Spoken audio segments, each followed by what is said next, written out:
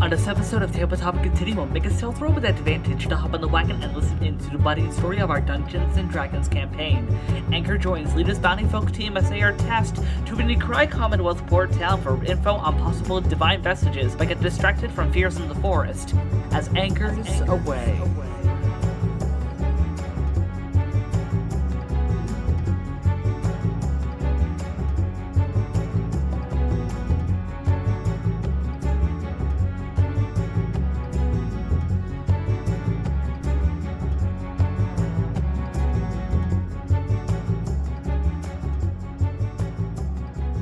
Hello everyone, welcome to another episode of Tabletop Continuum. This is Ty. I'm Austin. And it has been a while. Yeah, so good news and bad news. Things are still going on, but we lost the data for our original session 2. So this is going to be our session 2 for Anchors Away, with a lot more synopsis of what was going on for session 2, which was and wasn't a lot. It was a lot more of world building now thinking about it. But it's still immersive in my opinion. I wish we could have still had the audio for it, but I am still upset that we lost that riddle that we did. That was hilarious. I forget the riddle we did. The riddle was what question can you never answer yes to?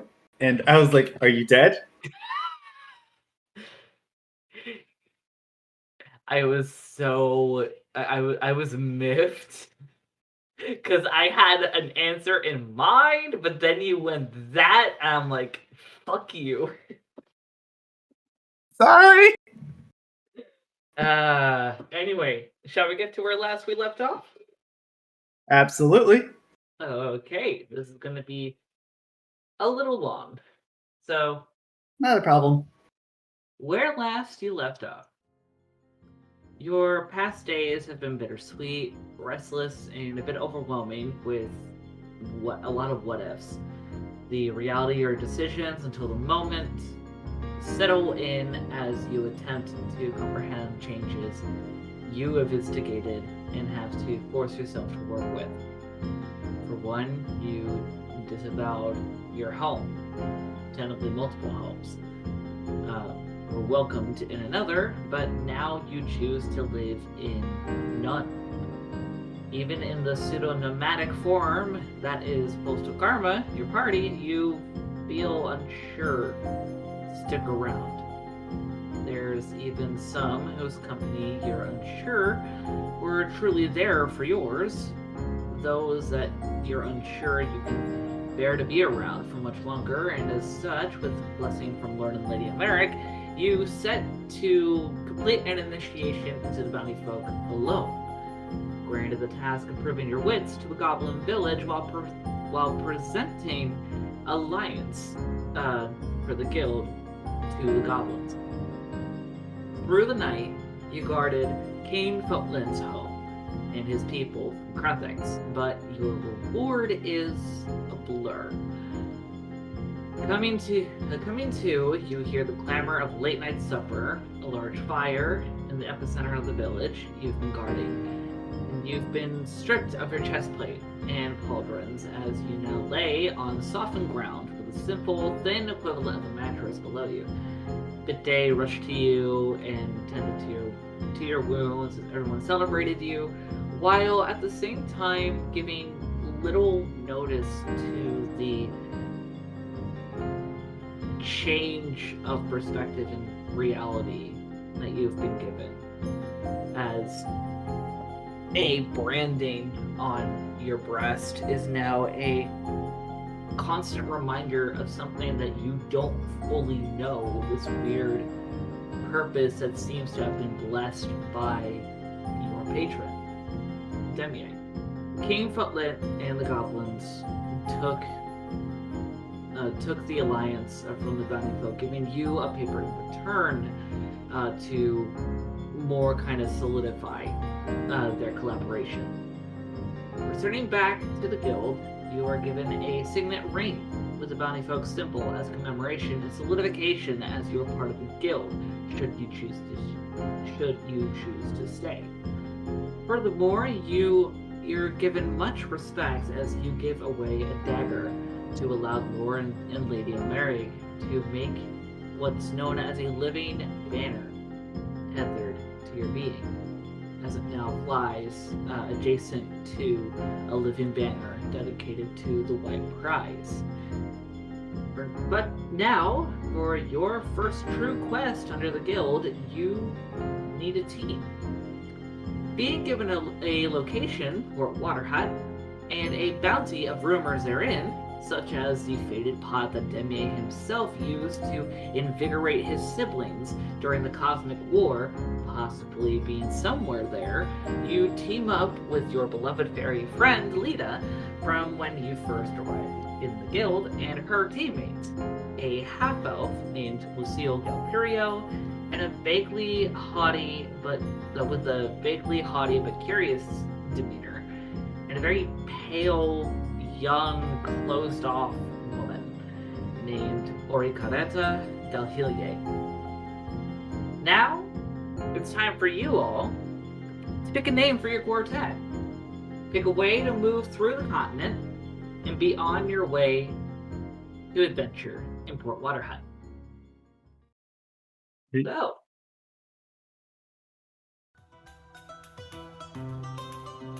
what are you thinking? A name for us? Yes. I'm not sure. Lita, do you have any suggestions? Lita kind of ponders for a moment, looking at you before looking at Lucille and Ori. I don't know. I'm not really one for names. I kind of just do things. Lucille kind of steps in, not to sound rude, but word does tend to go around somewhat quick.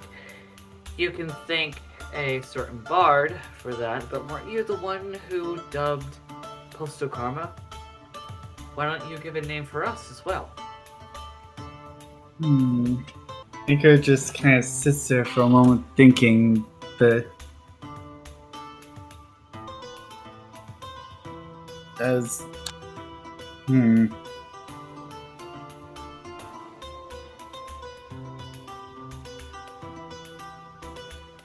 Ori well, kinda... the most I know of Lita is that she does like mischief. Ori kind of looks between the rest of you for a moment. Lita is definitely one to trick, but it's not anything bad.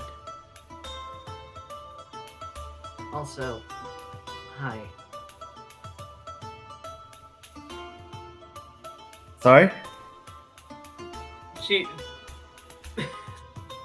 Dagnabbit, noise suppression. Ori went basically like, hey, you're correct, like, Lita does, like, trickery and whatnot, but it's not in a bad way. Also, hi, I haven't really talked to you yet. Oh, yes, hi. Any ideas for a name? I mean, I have some ideas, but how deep do we want to go with myth? Lucille kind of smiles at this. Ori really likes mythology. The floor is yours. Ori kind of pondered for a moment. Well, gosh, I hate being put on the spot. I didn't even have anything prepared. Oh no.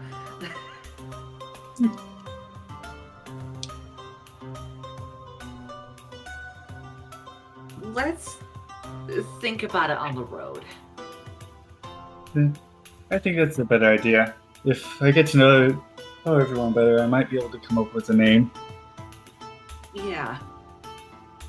I mean, we don't have to have a name for the group right now, but it'll be something for later, at least for the Lord and Lady to keep tabs, I guess.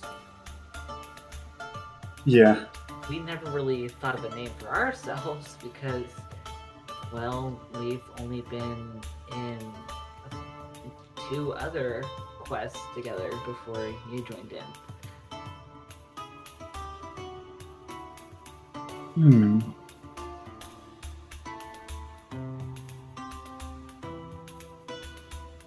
And I don't know if I'll stick around forever. I do want to rejoin Postal Karma.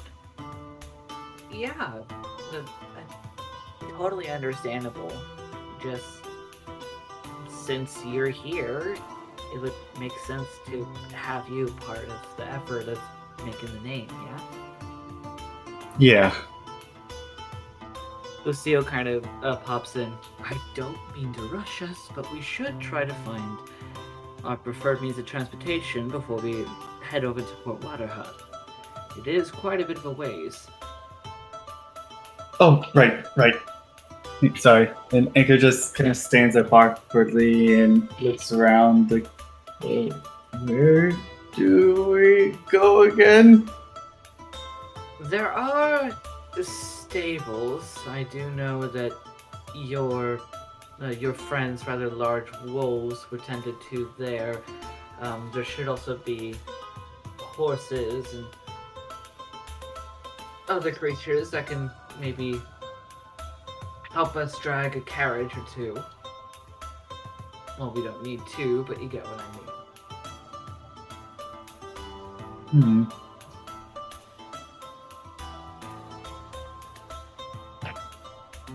I'll see what they're willing to part with for now. So you're just going to head over to the stable? Yes. Okay. Heading over to the stable. It's not really that large, and unfortunately, the puppers are not in there. It does seem like the puppers in Postal Karma are out doing something at this point. They did say it was a 3-day trip there. But at the moment, there doesn't really seem to be that many proper steeds that can help. There's like 1 horse, 1 ox. From what you see, there's nothing eye-catching, but also nothing not really unexpected.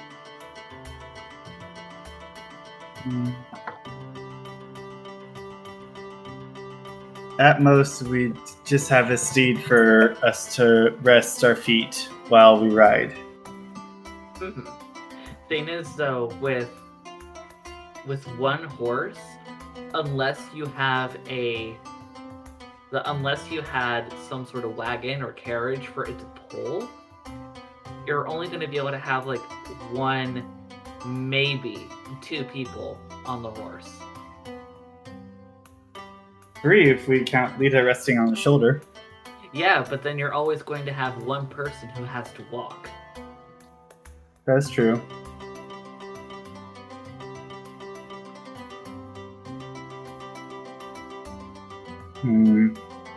So this isn't going to shorten our time.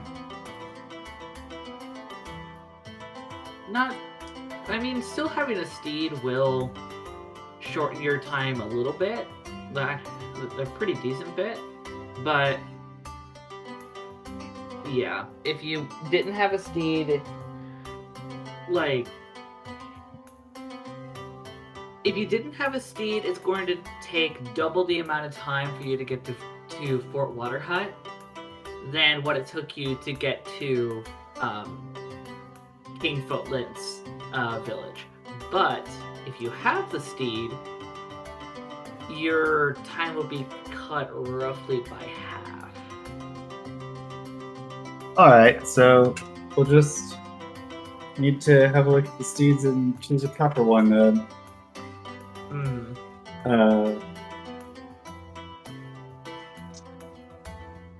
I suppose I can look at them and see which one is willing to tolerate me at least. There are a few.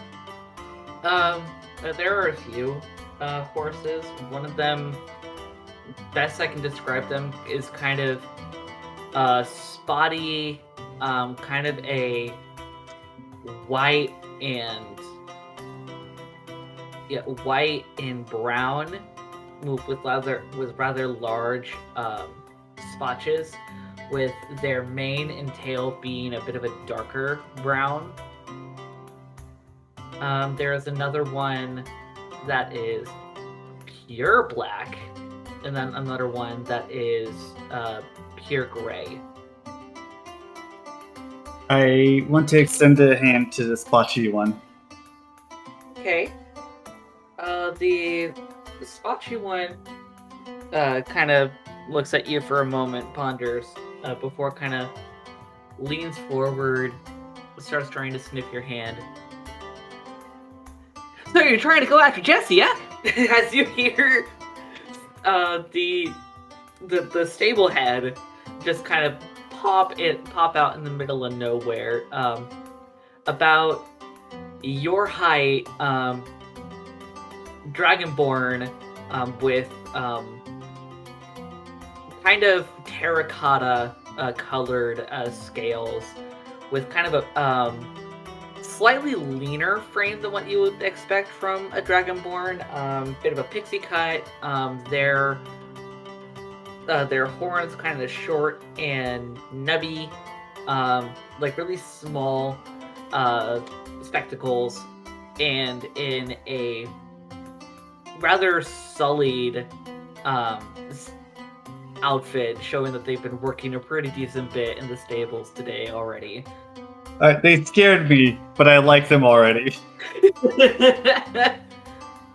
So Ankor jumps, like, oh,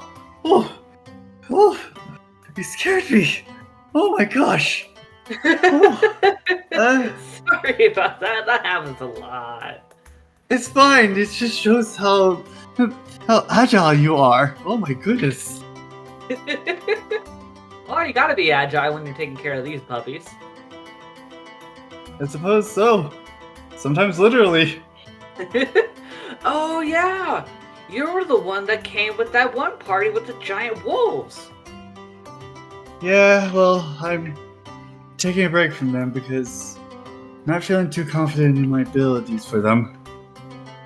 Oh. Well, if you need a bit of a confidence booster, then Jessie right here is just the gal for you. Oh, well, perfect. Believe me, she needs a little bit of a confidence boost herself, so it's a win-win. You help her, she helps you. Huh?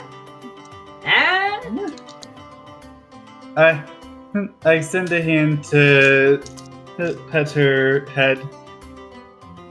Did Jessie, I roll for animal handling? Yes. Roll for animal handling. 14. Okay. You extend a hand out to pet Jessie. Jessie doesn't seem intimidated or anything. She doesn't lean into it. She doesn't retract from it. She just kind of lets it happen. Well, she's not scared of me, which is more than I expected. Yeah, about that. Be careful. She doesn't like sudden movements too much, especially from tiny objects. You hear that, Lita? Lita kind of... You hear her kind of whistling, like, in the background, like, not acting like she didn't hear you. Lita? I'm not gonna scare her. Good. At least not on purpose. Guess that's all I can ask of you. The seal kind of sighs. Any idea on what some of Jessie's preferred diet? Maybe? Oh, glad you asked! The Dragonborn, just beams. So, Jessie definitely prefers, typical things when it comes to to horses. Vegetables, grass, things of that nature.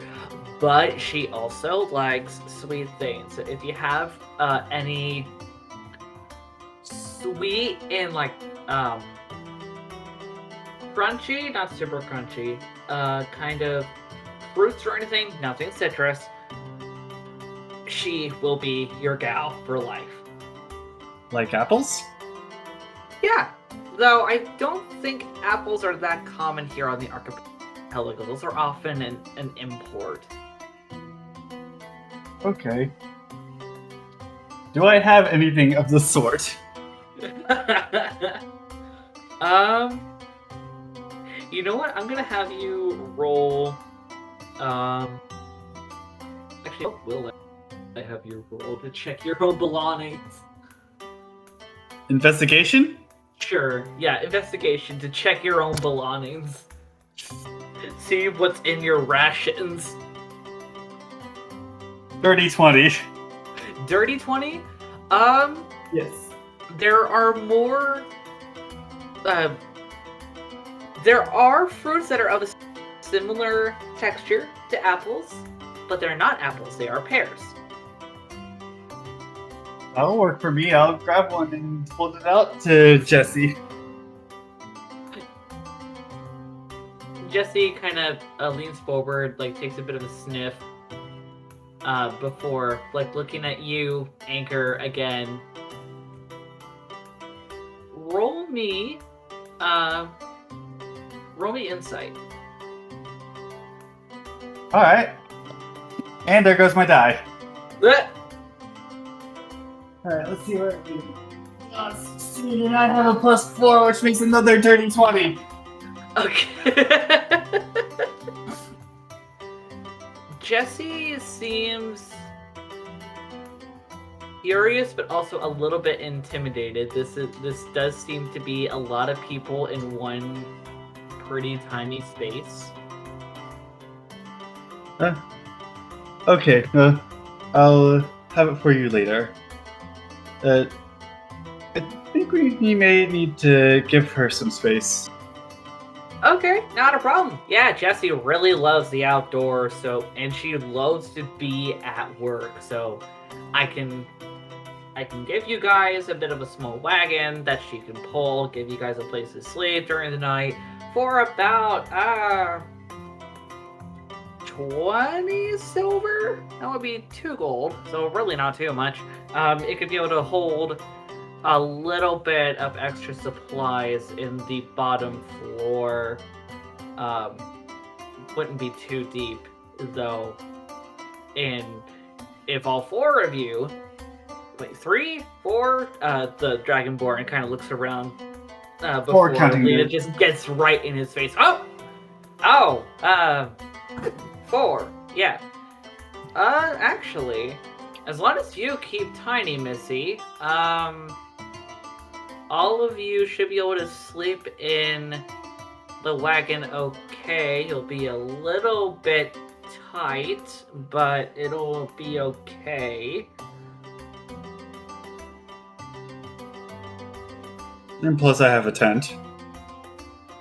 Yeah, you do have a tent, but come on. A wagon with an actual hard roof up top is a little better to have for weather purposes rather than a tent. You can use a tent for an extra blanket or something, extra covering for the windows or the entryway, so that you have privacy and whatnot. Fair. I just want to make sure my friends are also comfortable. The seal looks at you for a moment, Ankor, and smiles. I definitely appreciate the sentiment, but I definitely do think that you seer here might know a thing or two. I assume that you've had quite a few experiences questing before you became the stable head, you see her? At which point you see her, the Dragonborn just beams. Yep, and I didn't like it. Fair enough. It doesn't have to be for everybody. Now, so for Jessie as well, given that she needs her own bits of experience, I will go for the lot of the wagon, which on its own, the wagon will be 20 silver. I can ask for another silver, or one more silver. Why not? Just make it 21 silver. To add a few extra supplies of rations and a few things. And for Jessie, I'm going to need an Electrum. Huh. So, Angus will be furious about this. Who's Angus? Huh? Oh, a member of Postal Karma. Ah, I see. Eh. I've just suddenly turned into a carny, but let's go with it. Get out 2 gold, 1 silver. Well, not 1 silver. Do you have change for 1 gold? Sure. And actually, I need to look at the cover. Oh no! Oh, I'm fucking myself over with it. Okay. So, okay, if it is 5 silver to equal 1 electrum. Oh my gosh, you're gonna give me another electrum. And okay, and then it is 10. If it's 10 silver to equal 1 gold. Okay, how much are you giving? I'm giving 3 gold, but I also have an electrum on. But if he has an electrum already, might as well just take the silver change with it. For the sake of timing, we will figure out the expenses and change that you get from that later. I have stuff written down. I just did that to myself. I lured myself to my own trap. So now you have a relatively sized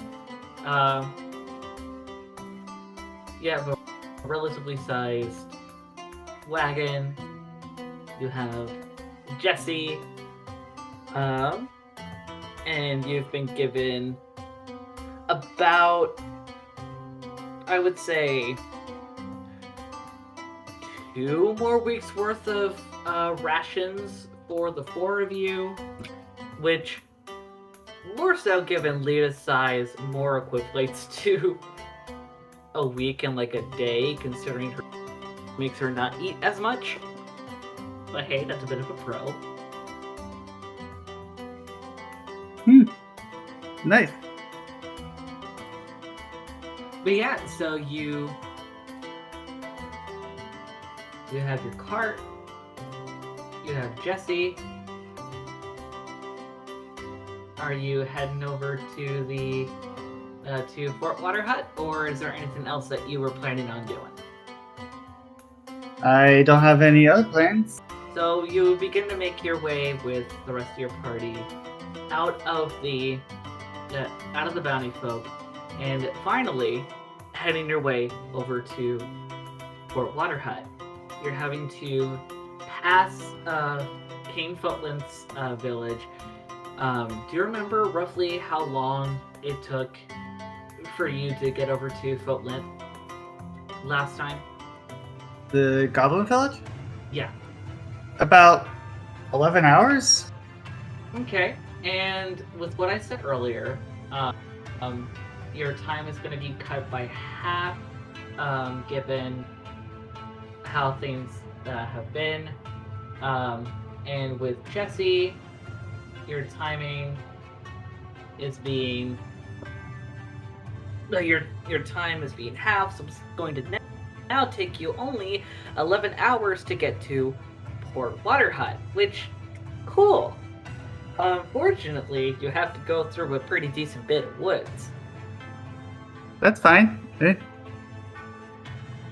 So And I'm not rushing, and I am not going to let Jessie be rushed. Okay. Any particular marching order that you have going on? I was just kind of letting it happen. Okay. Well, better question.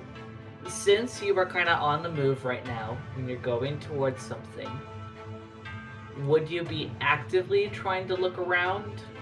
Or are you more just, like, passively being, like, trying to make sure that things are okay? I'd passively be trying to make sure things are okay because I'm just kind of looking around. I'm not looking for anything in particular. That's fair. So, as you and your party begin to make your way through outside of the Bountyfolk and outside of the forest that the hidden tower was in. Oh, actually, you should have a compass. Yeah, I do have a compass. Are you going to use it?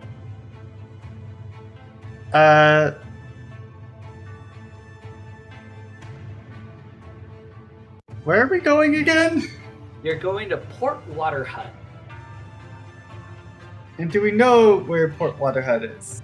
Yes, it is in the Ikrai kind of region. It's like double the distance from where you went to Kingfootlin's village. Still going in like the same direction, but yeah. Okay. I don't know if I'm going to be going there a lot, so I don't know if I'm going to use it yet. Well, and besides, from what Lord and Lady Elmeric told you, you can take off the attunement and reattune to like reset it. just it's that easy to unattune to it? Yep. Okay, then I am going to use it to find the direction of the water whatever place. Ankor says that word for word. On a place that you know of specifically.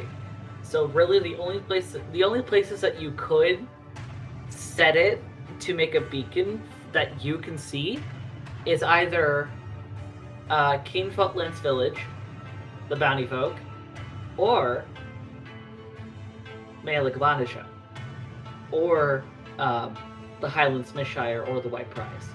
Places that you have been to that are within a certain radius, you can use your compass to create a beacon that only you, as the one bearing the compass and attuning to it, can see. Hang on, I don't think I can use it on the White Prize because the White Prize moved. The White Prize is moving, that is very true. And I can still use it on the White Prize? You can technically use it on the White Prize, yes, considering though they are moving, the people are still the same, for the most part. Including that old man that shouted at me. Yee, Myrtle. But I don't know if I'm going to use it yet because we're not going to a place that I have been before, and we're not really lost yet. That's fair. So why do you bring it up? Why do you bring it up, Ty? Just wanted to remind you that that's actually a thing. Yeah, I remembered. Okay. Thank you. Now I'm scared. You should be. I'm always scared. Hopefully that scared you. Yes, that in particular did scare me, though. Yeah. Okay, so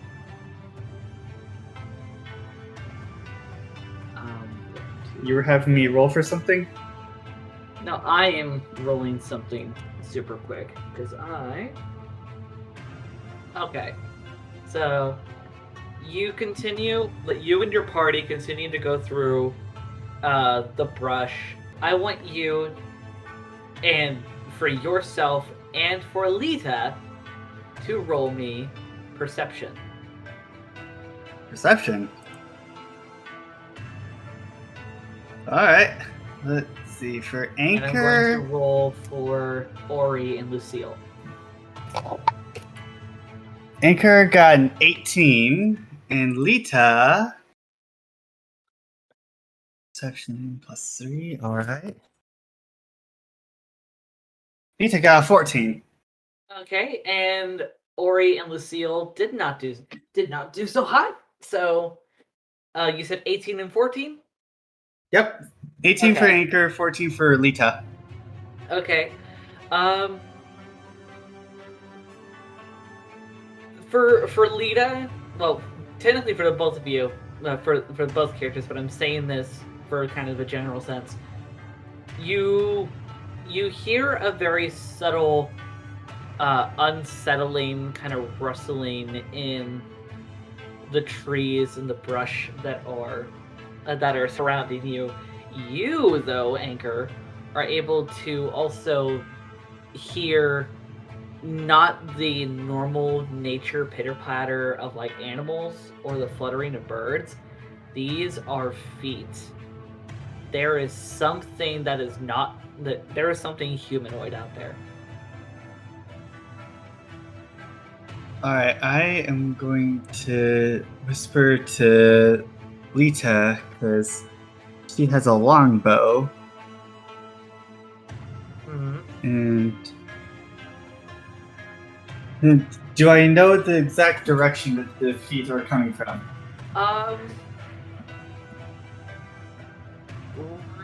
Roughly, it is.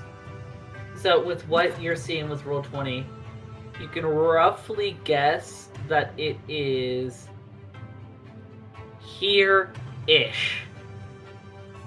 It is somewhat in front of you. You're not 100% confident on that. Alright, I am one to stop the wagon, get out, Okay. pick up a random rock, and chuck it there. Okay.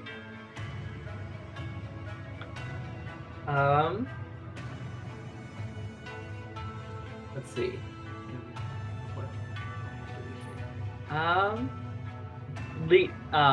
Lucille and Ori kind of look at you for a moment. Ankor, what are you doing?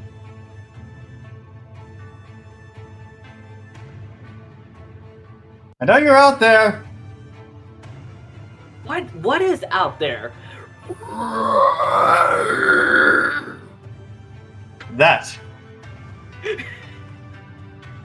At which point, yeah, because this thing rolled shit with trying to not freak out. You see, 1, 2, 3, 4, 5. You see from outside of a set of trees from the corner of your vision, this fucker pop out. It is really thin-ish. It has this weird kind of really long,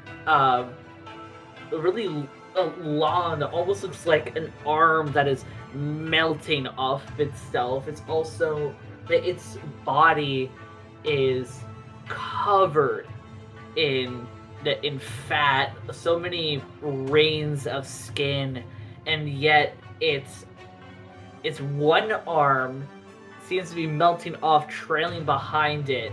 That as all of this meat is, these meat and tendons are connecting to what remains of a hand, as it's almost hunchback form carries another arm that ends in this decrepit kind of looking wood, almost looks equivalent to like a carved wooden spike, and the more that you look at it from a distance, the more you see that its legs are a similar nature to that kind of stabby appendage.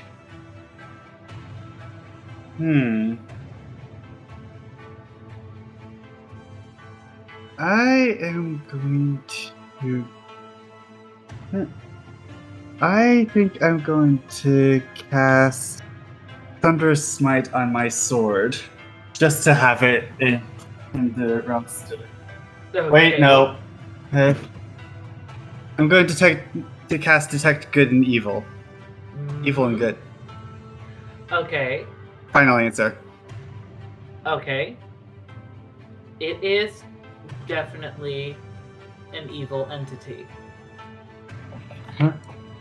Ready yourselves. This thing aims to fight. Ori kind of looks at you. Are you sure? What's going on?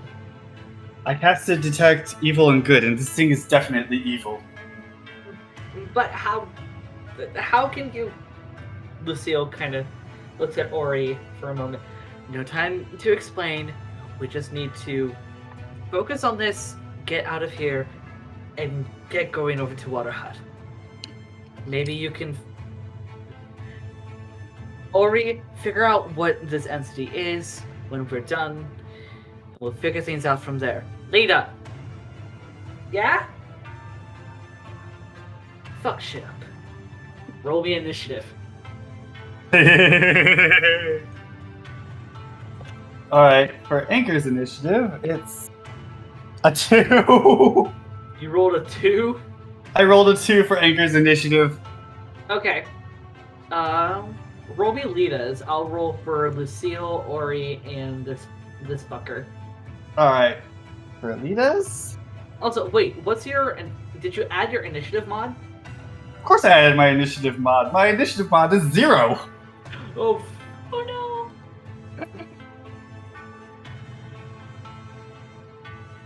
Alright, and Lita's is 13. Okay. And I did add the initiative for Lita's. I need Ori's. Okay. Let's see. Dagnabbit, so many tabs! And then this fucker. It also rolled shit. What's your dex? Oh my gosh, it rolled that bad? My dexterity is 10. Oh wait, derp. Oh wait, no, that's his proficiency bonus, not a initiative bonus. So what'd you say your dex mod was? 10. So a plus 0? Yes. Okay, so you go last, my dude. I had a feeling. Okay, so double checking. What did you say Lita's initiative was again? 13. Okay, so starts with Lita, Ori, Lucille,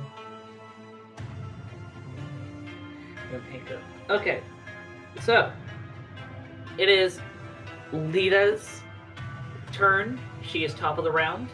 Next up is going to be Ori, then Lucille, then the monster, then you. Alright, so where is the monster? The monster is here.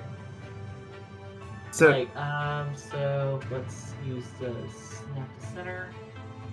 From Lita, it's about 85 feet away. alright, and Oh, so Lita can shoot at it. He could. But also, given how weapons are and such, you might need to be a little bigger. That is true. Let's see, where is that ability? What is it? Which one are you looking for? The one that makes me bigger. Oh, that is it. That should be in her racial stats.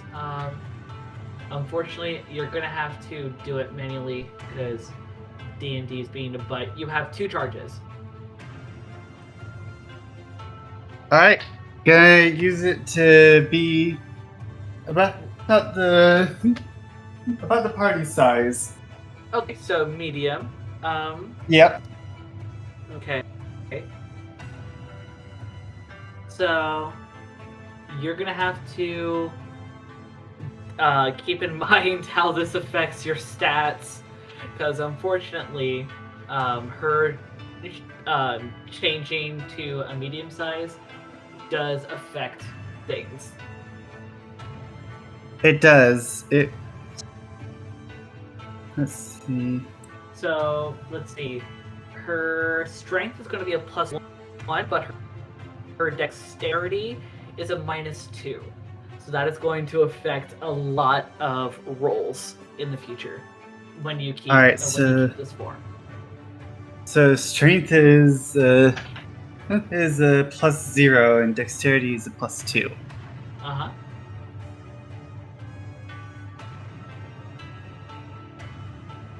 Alright, so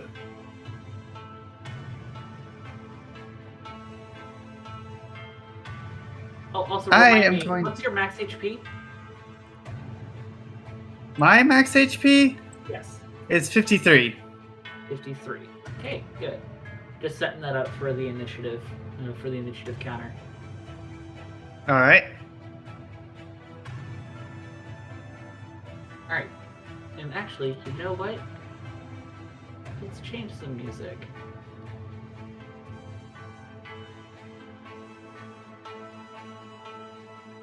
There we go.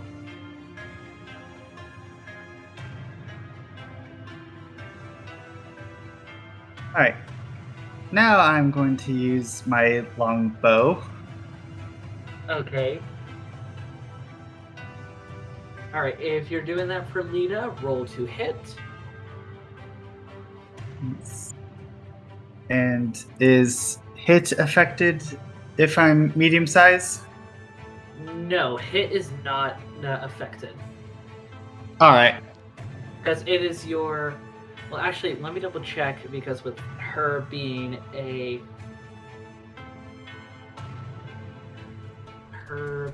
rogue, let me double check what modifier attacking and such is Ikrai? for rogue. What? I rolled a natural 20. Oh, well. Well then. So, yeah, that definitely hits. Yeah.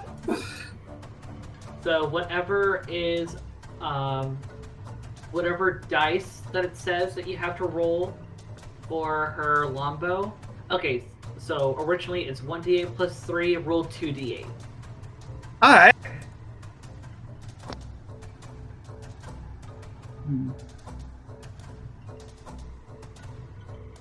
Let's see. Roll that one. That's a 3.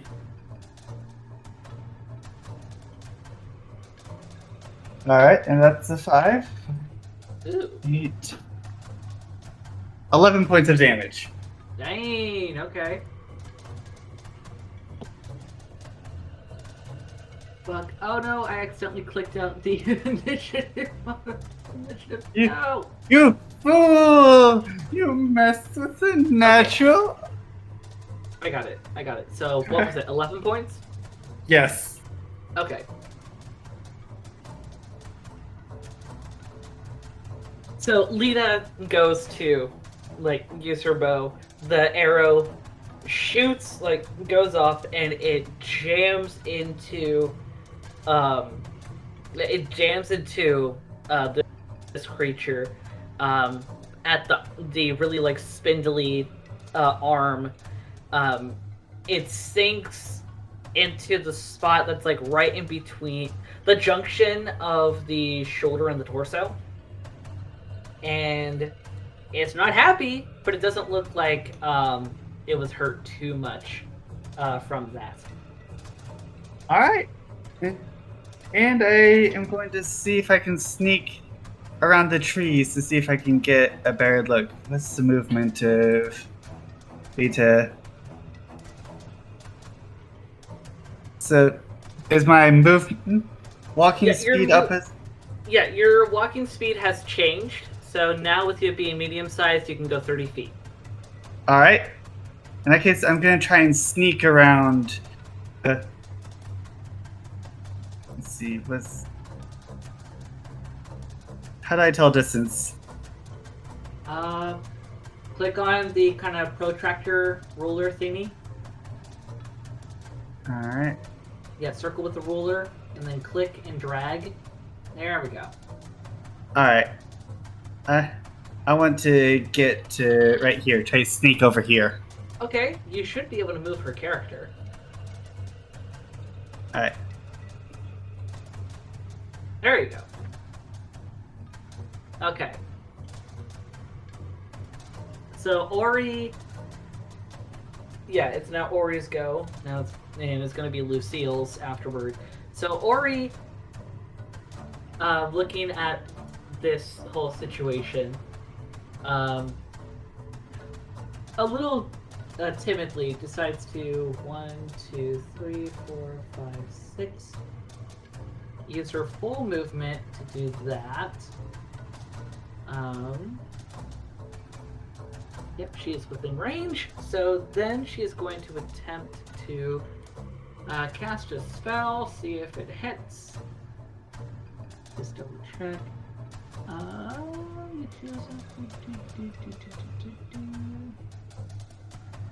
Okay, so you see her moving her hands in kind of near her chest in a semi-ritualistic kind of manner, almost. And you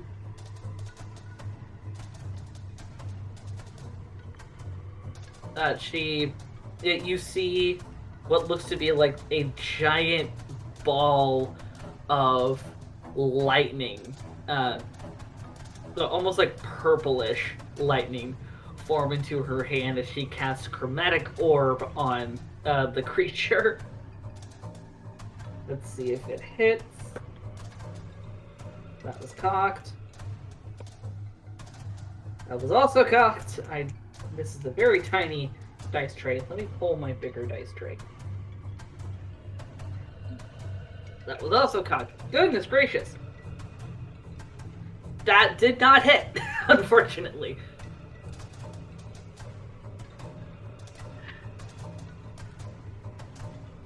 So, yeah. Honestly, I'm just happy she's keeping up with us. So now it is Lucille's turn, and unfortunately, Lucille can't do a whole bunch because he's a fighter. He's a fighter, so he needs close hand to hand, and he can't really do that. So he's just going to why am I? Oh, it's because I'm on the wrong layer. 1, 2, 3, 4, 5, 6. He's going to go forward this way. And now it is the monster's turn. Okay, so. Oh, I forgot. It also has dark vision. I need to show that.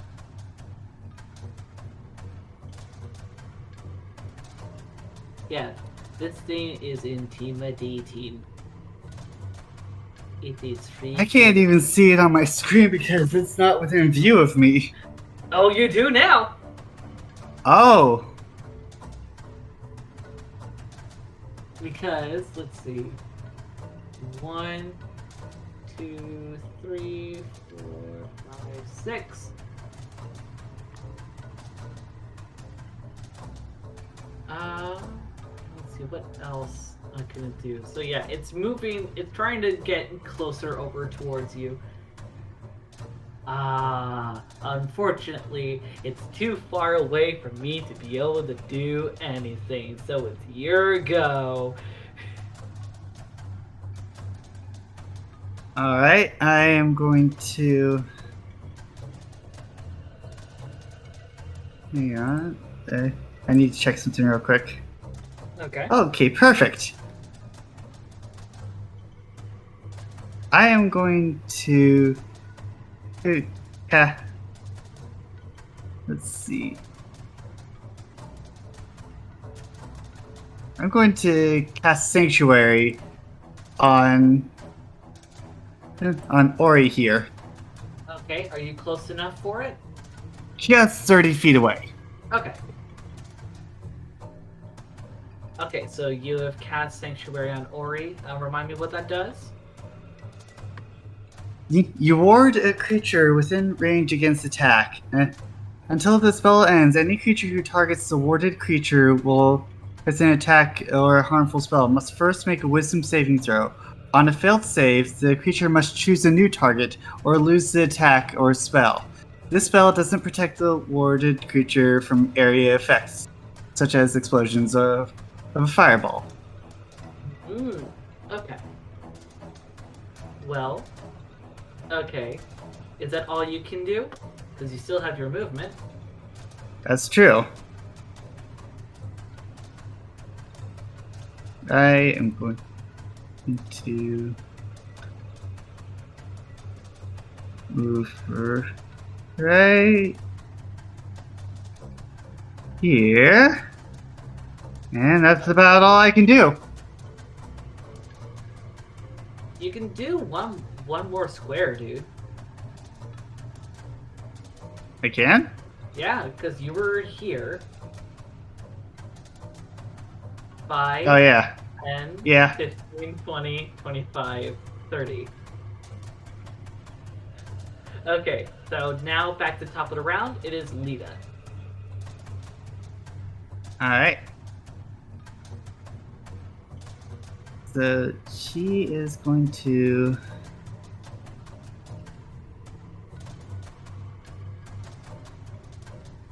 shoot fire and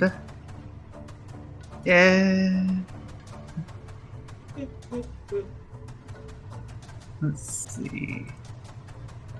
How far is she? Oh, perfect. I wanted to try and do a sneak attack. Oh? Because I'm trying to sneak around. Okay. Are you meaning like sneak attack with like your crossbow or whatever? Longbow, but no. How are you planning to do sneak attack? My new movement is 30 feet, and actually, wait. No, my longbow does more damage. Yeah, because no, hold on. Read sneak attack. Quote, once per turn, you can deal an extra 3d6 damage to one creature you hit with an attack with a finesse or ranged weapon if you have advantage on the attack roll. You don't need advantage on the attack roll if another enemy of the target is within 5 feet. That enemy is not incapacitated, and you don't have disadvantage on the attack roll. So I can't do a sneak attack? Well, let's see. You can deal an extra 3d6. Let's see. You hit with an attack with a finesse or ranged weapon if you have advantage on the attack roll. You do not need an advantage on the attack Which roll. I don't have advantage. Yeah, you do not need advantage on the attack roll if another enemy of the target is within 5 feet. If that enemy isn't incapacitated, and you do not have disadvantage on the attack roll. Come on. Yeah, you don't currently have an advantage per se. You would gain advantage if you were to if you were actively trying to have Lita like sneak and like try and hide so that she could get an attack that way. Alright. If you're going to try and have her hide or stealth to get sneak attack, I'm going to need you to roll me stealth. I was trying to that last turn. I was trying to say sneak. Derp. Multiple times. Okay. Well, look at that mod for Lita. Goodness. I know. I want to use it.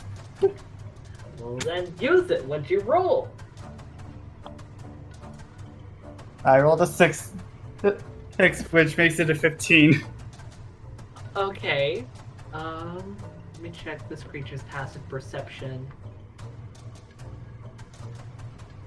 Well, actually, no. It technically does not have a passive perception, so I kind of have to roll it. The perception is wisdom, which... Okay, yeah, it did not notice. Alright, so I could move like somewhere right here. Yeah. Perfect. I'm gonna move right here and then use my longbow, Okay. Roll it ahead. which that would give me sneak attack then, right? Yeah. So if this one hits, you can do the extra sneak attack damage. Alright.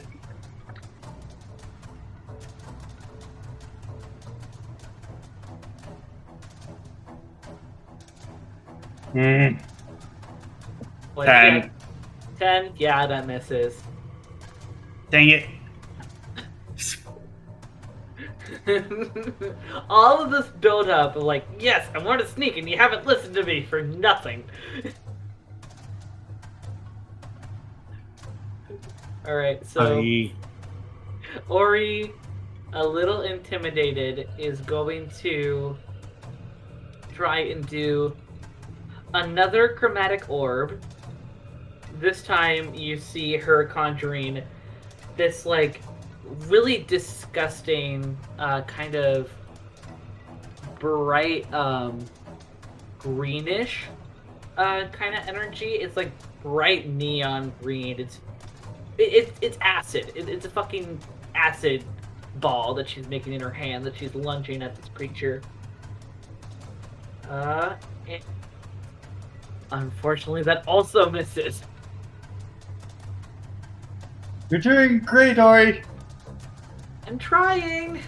That's all I can ask of you. 1, 2, 3, 4, 5, 6, and she will bring herself over here.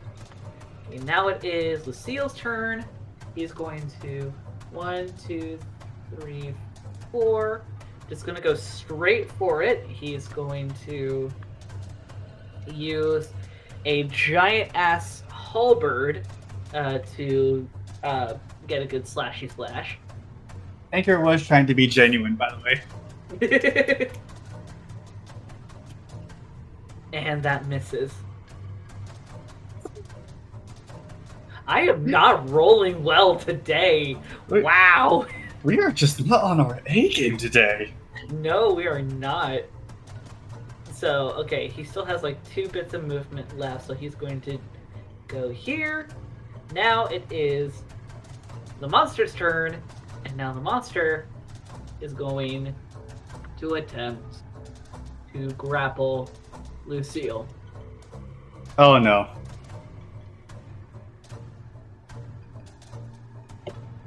So, okay, now I need to roll. Let's see. Thought process. Okay, so, okay, yeah. Strength for this guy. So, okay, yeah. So now I need to roll acrobatics for Lucille. Which, For the first time, I rolled something good for Lucille. Lucille does not get grappled. Oh, The not creature, today, however- bitch. The creature, however, is going to not go that way. Going to go 1, 2, 3, 4, 5. Hello, which instigates lack of opportunity from Lucille, which unfortunately misses, as now this creature, like the same size as you, with a humanoid face and really borderline gelatinous kind of body and this weird melting of a flesh arm, is just in your face. Oh, don't look at me with those eyes. Don't. In fact, don't look at me at all. You abandoned everything! Zero.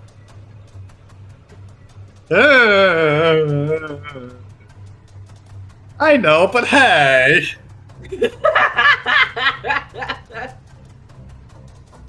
What you gonna do? Alright, I am going to use my third spell slot to use Thunderous Smite on my sword, and I'm gonna swing with it. Okay, roll to hit.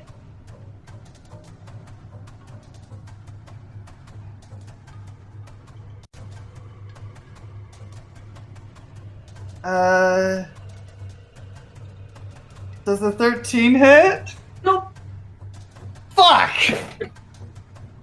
He's got a decent AC. I hate this thing. Why is it so big and has such a good AC? It's not as big as you think. It's Alright, right so- up to my face. Of course it's big. Oh, I thought you meant the AC. Anyway, it's Lita's turn. Which she's still hidden. Oh, it's sweet. So I'm gonna use my longbow. Okay. Roll to hit. Alright.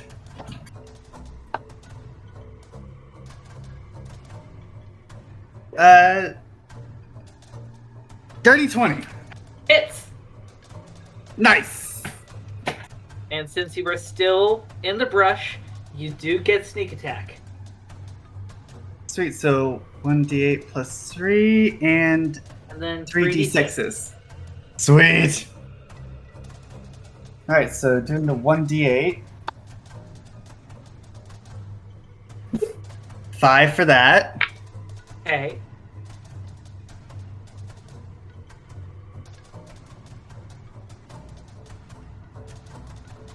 Alright, 5 for the first one.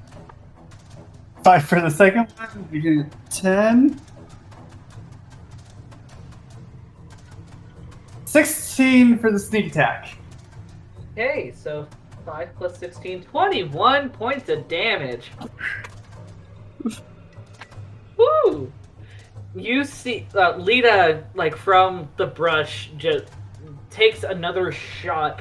This time it rams and sinks into the base of, like, the nape of this creature's neck. It growls and kind of growls in pain, but it doesn't seem like it's done anything to halter its movement. Which, with a spot like that, you would think, like, any creature would be like, oh, I don't know, paralyzed, but it's not. What is this thing? Gotta find out. It's now Ori's turn. Ori, getting extremely freaked out. Don't hold back, Ori. I can take it. Let's see. Ori is going to... you know what? Going to be... Wait, did you say don't hold back in character? I said don't hold back in character. 3, 4, 5, Then she looks at you for a moment. Oh, okay. And let's see.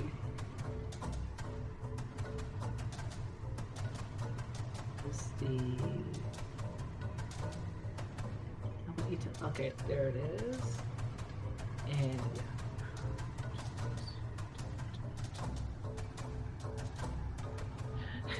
I'm going to need you to roll a Constitution saving throw. I did say don't hold back. And I'm also going to roll a Constitution saving throw for the horse. Oh shit. You said don't hold back.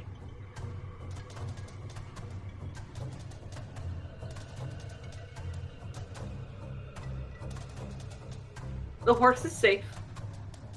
I think I'm safe too because I rolled a 23. Oh yeah, you're definitely safe. Now how will the creature fare? The creature rolled a nat 20. Fuck! So,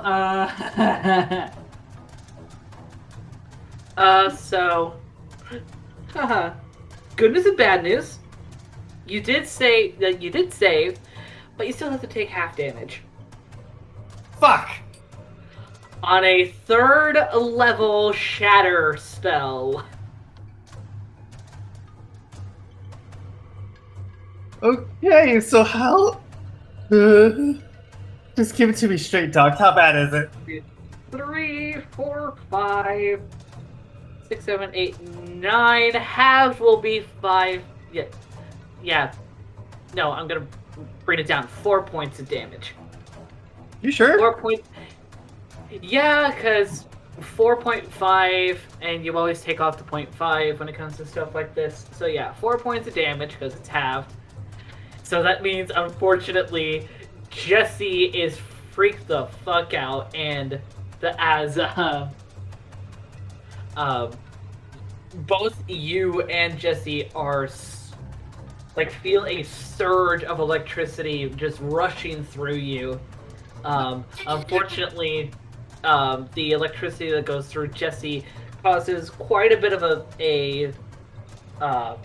a burning and scar towards her chest, and she begins to start freaking out. And as she begins to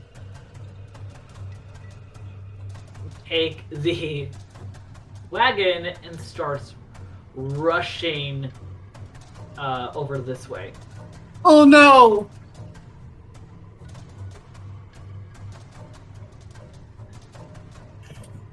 Ori kind of looks at everyone. Sorry! You're fine! I'm sorry! It is now Lucile's turn. He is going to 1, 2, 4, 5, 6. He's rushing after Jessie, and he is going to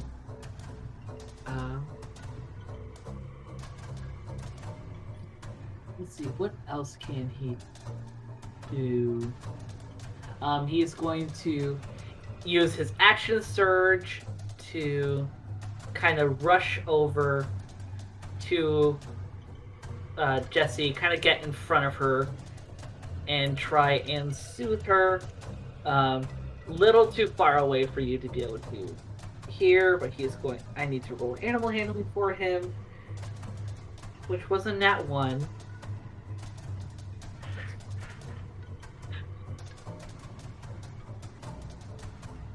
Nothing on that. Why am I destined to lose animal companions? Which, I will say, for the sake of cinematics, doesn't cause Jessie to, ram into him. It almost does, but instead she turns around, begins to go over this way, but he still has to roll acrobatics to not get fucking pommeled by the wagon. which he succeeds. Man, Jessie is on the move. All of She- that in one turn. She is freaked out, man. And now it is the creature's turn. As now, with you being in front of it, it's going to attempt to grapple you. I will bite you. Actually, no. No. No. It wants damage. It wants blood.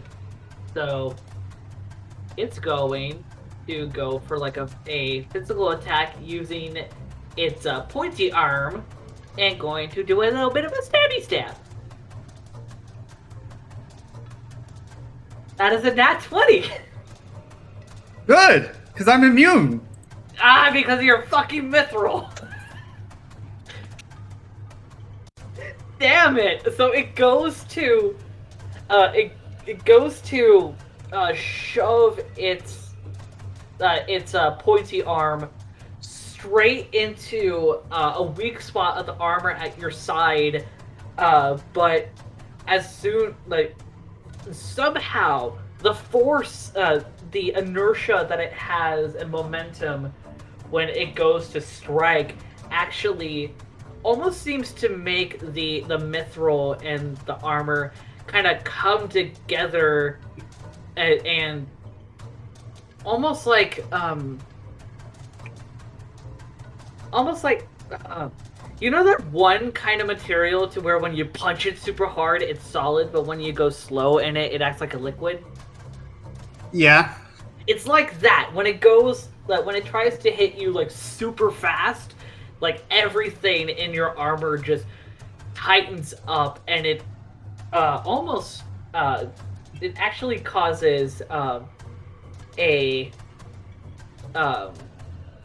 rift in its little stabby arm. Like you see a like jags going through from near the tip, going up about the equivalent of mid, like a little bit above the equivalent of the wrist. Oh, I pat my own armor and go, thanks, even though it probably can't hear me.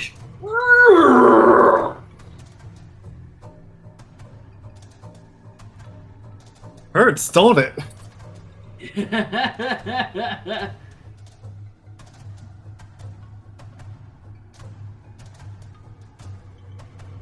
Alright. Okay. Oh, I forgot this thing. I forgot that this thing's supposed to have disadvantage given one of the things that it has. So, so, okay, that was not a good roll, but I'll leave the nat 20 that just happened for cinematics, but I'm going to remember the disadvantage stuff for later. Okay, because I'll be honest, that was awesome. That was awesome. But now it's your turn. Alright. Since I used the spell on my sword and I missed, does that mean I still have the spell on it? Read out loud the little bits for smite. The first time you hit with a melee weapon attack during the spell's duration, your weapon rings with thunder that is audible within 300 feet of you, and the attack deals an extra 2d6 thunder damage to the target. Additionally, if the target is a creature, it must succeed on a strength saving throw or be pushed 10 feet away from you and knocked prone. Okay. Does not say anything about how long it lasts. I would say that has unfortunately dissipated at this point. But it's a concentration spell up to 1 minute. Derp, derp. That was what I was looking for. So yeah, you can keep at it. Alright, so yeah, first time I hit with it. Okay. I'm going to swing with my weapon again. So roll Hopefully to hit. So roll to hit.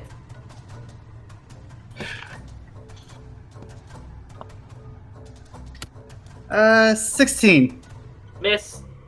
Fuck!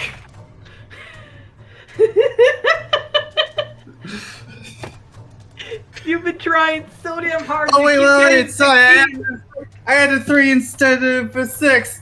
Fuck. Oh, 19. that hits. Finally. Holy shit.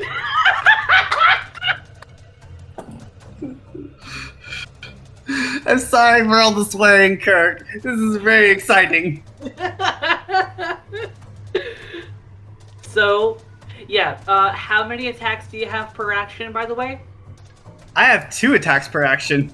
Okay, so your first attack is going to have the smite. Your second attack will not. Yeah. So that's 1d8 plus 3 on the sword. Yeah. That's 8 with the sword, and with the spell, that's 2d6s. Okay.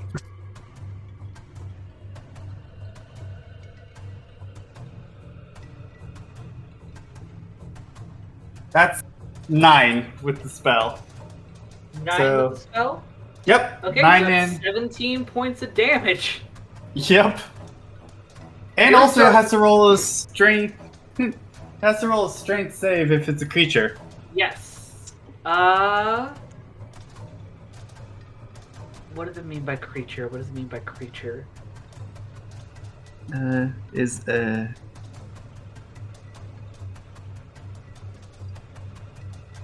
Maybe just if the target is a creature that is moving around, like it could count as a human. Yeah, I would assume so. Let's see. Yeah, so a creature is any player, any PC or DM controlled monsters and NPCs. So yes, this thing is a creature. That failed. Are you sure? Yes, it rolled a 5, excluding any mods. Yeah, that probably failed because the strength save is a 13. Yeah, the max it could have gotten for what, and it's a +3 on strength, so it would have been an 8. Yeah, it failed. So you said 10 feet? It's knocked. Yep, and it's knocked prone. Okay. Well, now, are you moving? Yeah, I'm most definitely moving into attack. Okay. Yeah, because you do have your second strike. Yeah. Okay, roll to hit. Well, can I say how I'm going to try and attack? Sure. Jump in and stab into it. Okay, well, since it is prone, let me double check the stats on what it means when a creature is prone. D&D prone. See, a prone creature's only movement option is to crawl unless it is a... Okay, let's see. The creature has disadvantage on attack rolls. An attack roll against a creature has advantage if the attacker is within 5 feet of the creature. Since you are right at it, you have advantage. Sweet. Alright. Longsword time. I'm not gonna roll again because that's a nat 20. Oh my god!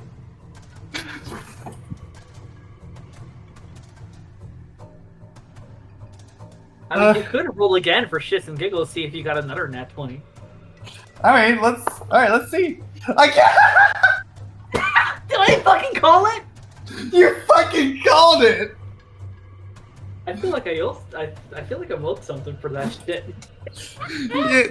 I owe you dinner. Fuck yeah. Okay. Okay, so nat 20. So what weapon are you using? I'm using my longsword again. Okay, and your longsword. So whatever dice that you have to roll, double the amount of dice Alright. before you add the mod.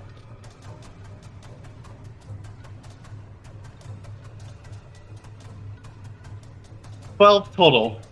12 total? Yep. Damn, I figured you would have gotten a little bit more for a nat 20 hit. Damn. I have 2 d8s for it.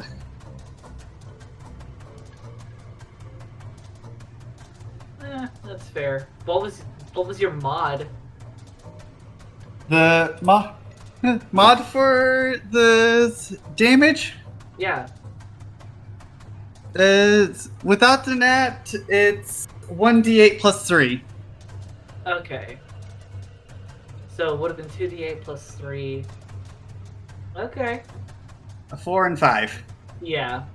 So you are ramming in this thing. It's starting to you're starting to like slashing it really good. Kind of the flaps of skin that are struggling to kind of cover these you're making start oozing this almost gelatinous semi scabbed really gnarly colored blood as the creature looks at you with eyes just wide, like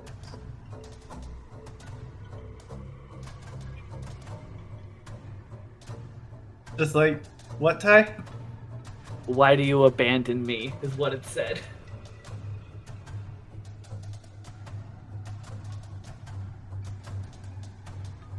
Huh? It is now Lita's turn.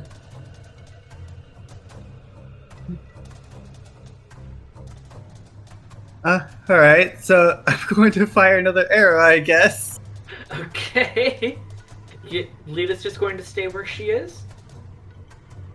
Probably, so not gonna get a sneak attack bonus. Yeah.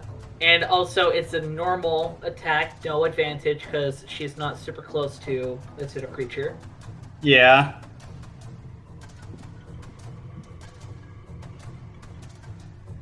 Ugh. That's a 10. Yeah, miss. Like, almost, like, kind of, you hear it whoosh behind your head before it just slams to the ground with a bang.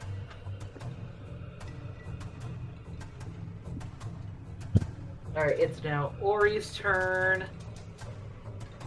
Ori getting a little ballsy as she goes up closer, like walking over to you, Ankor. Actually, no, she needs. No. Scratch that. 1, 2, 3, 4, 5, 6. She's gonna go after Horsey. What does she have that she can use?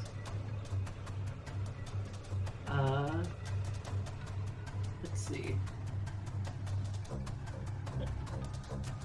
Let's see.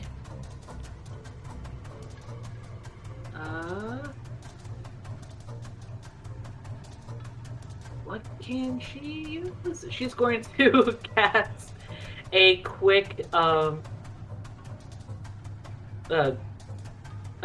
quick little thing, which is probably going to make you laugh.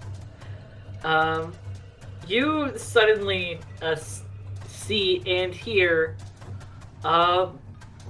another horse just pop into existence right in front of Jessie. What?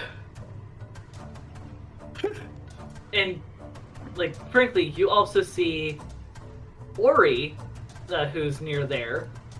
But yeah, there's another horse. And now the world's moving. It's the end of the world as we know it. And from this sudden conjuring of another horse, and Ori is seeming to be able to do something, it appears that Jessie is calm enough to where she's not just rushing around. Okay, thank goodness. Lucille, 2, 3, 4, 5, 6 is going to attempt to come back to the main battle, where now this fucker is going to, let me double check. Disadvantage on attacks. Uh-huh.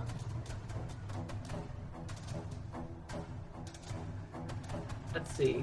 It's going to use half of its movement to get up, so now it's no longer prone. And now it's going to attempt to grapple you. Not going to attack, going to grapple.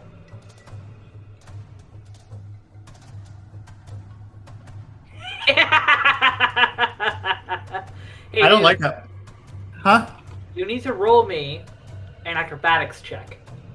Ah, fuck. Well, more of a saving throw, a dex saving throw. Oh, thank goodness. I actually have a +2 to that because of my +2 on saves. 15? Nope. Fuck! You are pushed to the ground as it is like in your face, like kind of screaming in your face these sudden hurls of like insults of like, why did you abandon me? Why did you abandon everything? What is wrong with you? Things of kind of that nature. Roll me a wisdom saving throw as well. I just want to say that when Ankor's having this thing scream in his face, he's just like, everything's wrong with me! I'm sorry, Corey!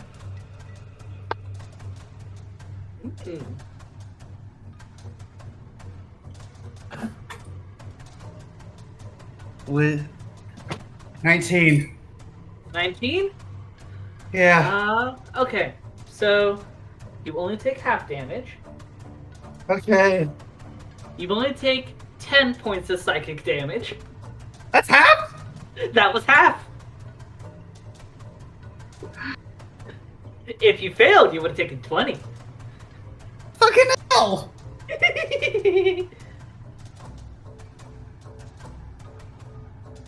But now it is your turn. Okay, I'm gonna try and push this thing off me. Okay. Roll me strength. I'm going to roll dex. But actually no. Yeah, since you were grappled. You know what? You and I both roll strength. Whoever has the highest wins.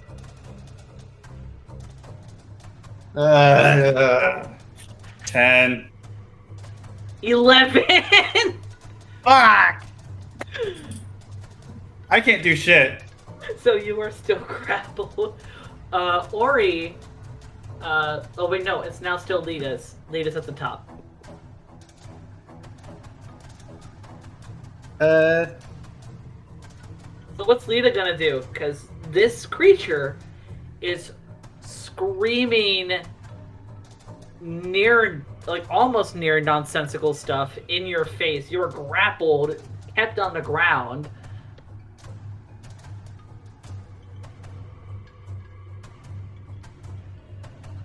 I guess I'm gonna try and shoot again? Okay, roll to hit.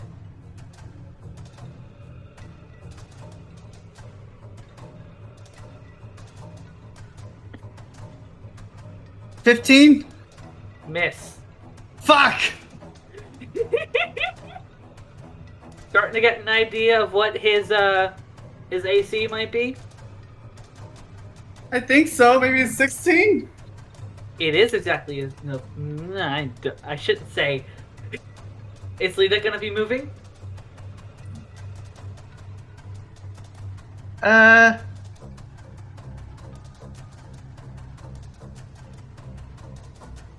Let's see.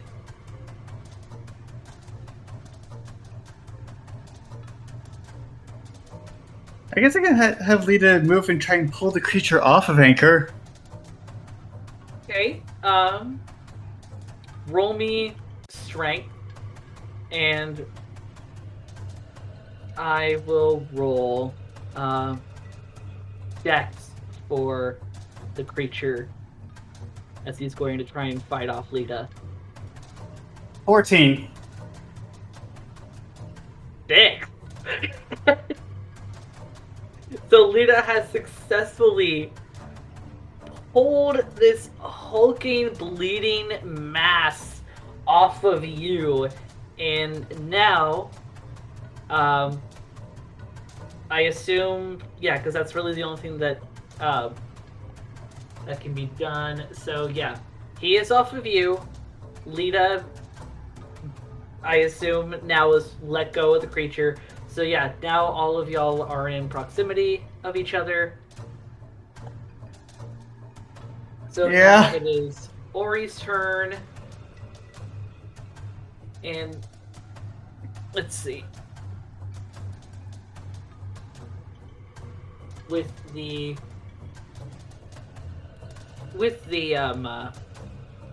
with Jessie subdued, she is going to let's see.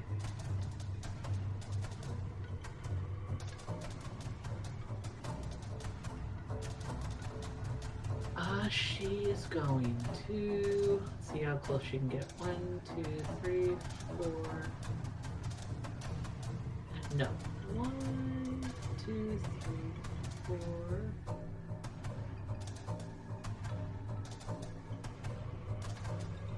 She's gonna be here. Oh wait, that was only like 4 things of movement, and then 2.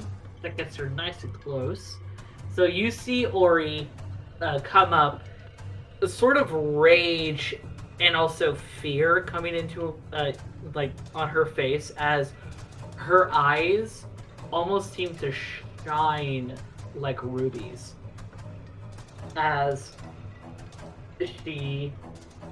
you see her hands come together before a sudden like force of like bright blue lightning flashes from the palm of her hand to this entity. She is going, so needs to hit. Oh, that definitely hits.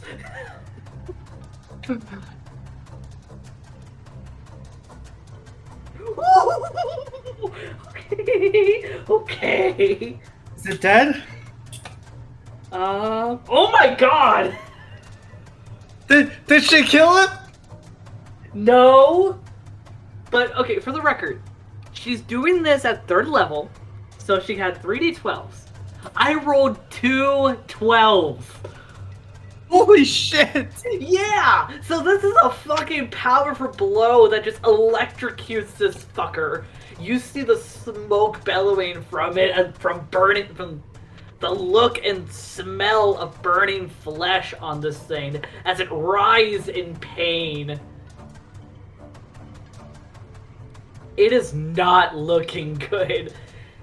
The scars from the electricity that went through its form are just prominent on its form as it looks around confused, angry, and just unsure what to do except keep fighting, as its only response is, "You abandoned me like a rest! You abandoned each other!" Yeah, we hear you. Okay, now Lucille's go as he's going to try and get closer. 1, 2, 3, 4, 5. He is going to... No, 6, because now he has advantage. Because with... So now he's going to hit with his halberd. Okay, that hit. So... Where is his halberd? Give me his halberd. There we go. There's his halberd. Give me...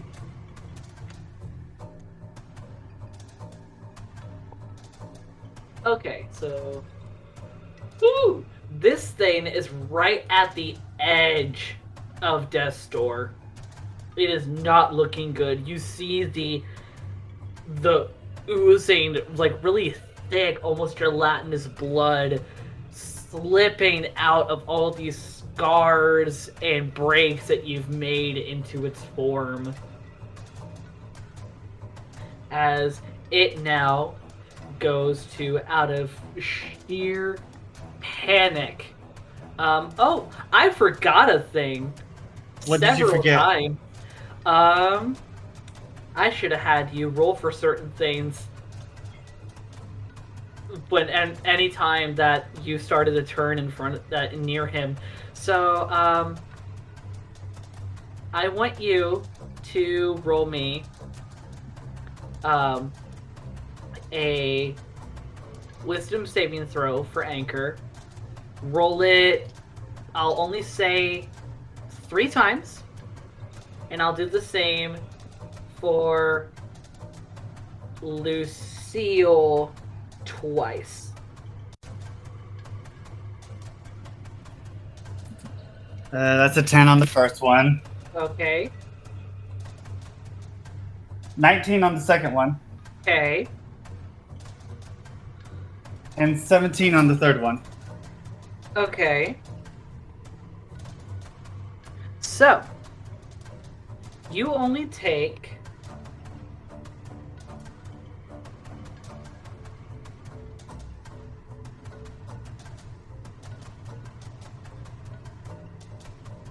You only take 10 points of damage. I'm starting to not look so good. As you feel like your life has been like slowly taken from you by this really literally emotionally toxic creature, as its talks of abandonment and fear of loneliness start to pierce into your mind and your psyche. Unfortunately, let's see. Lucille is not looking so great, as his mind has been permeated a lot more fiercely, as you see like the energy and the morale that his metaphorical and literal spirit almost seem to drain from his expression. He's still fighting, but he's struggling. Lucille, back up when you can. I'll try. We need to fight this thing. Yeah. Yes, but your safety is more important. What's more important is getting to the water hut. As the creature is now going to attempt to slash at Lita. At disadvantage. Yes. Oh, I forgot. This can multi-attack. Well, I have been nerfing myself so bad with this. This is a new creature for me. So, okay. So with the harpoon arm, that's still a 17 to hit. At disadvantage? At disadvantage. Fuck, that hit. Okay. Wait, on die.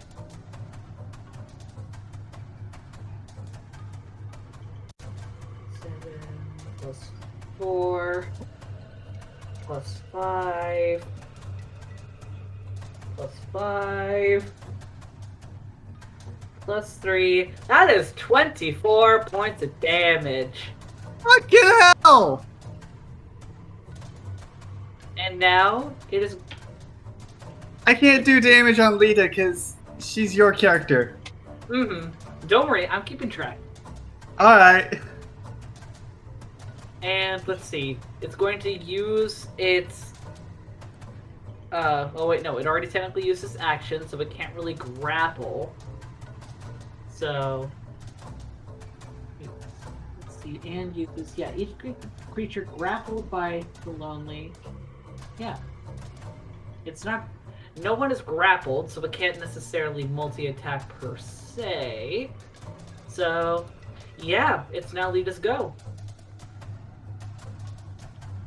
Hey, time to back up now.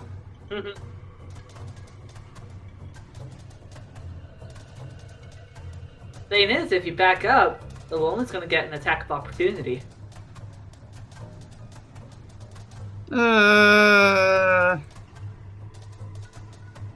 And you've been rolling very high. I have no idea how I've been rolling well all of a sudden, okay? Oh, stop it! Except for the characters that are fighting the creature.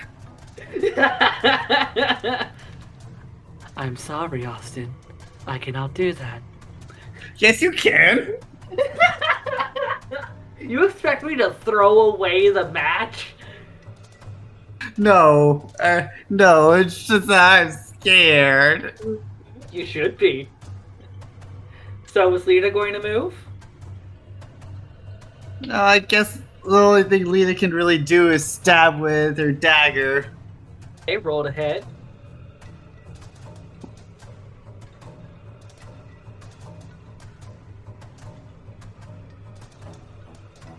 At 21. That hits. Sweet.